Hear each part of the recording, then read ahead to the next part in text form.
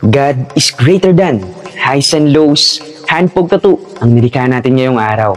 At ang ating panauhin ay mula pa sa Amerika. At syempre, nilikha natin ito sa saliw ng tradisyonal o mano-manong pamamaraan. At tara, samahan niyo ako likain itong batik, tatak o tattoo.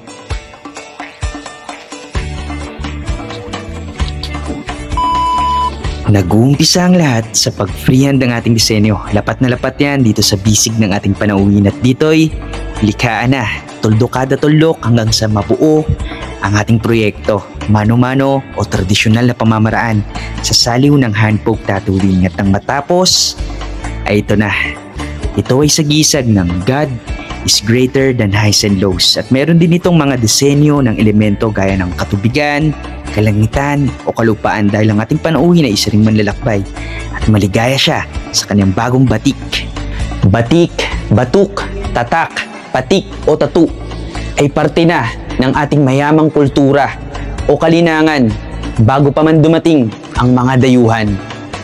Batik na siyang pinagmulan ng katawagang batikan dahil ang mga ninuno na nito ay may tangan ay silang mga ninuno na nagpamalas ng kahusayan at kagitingan.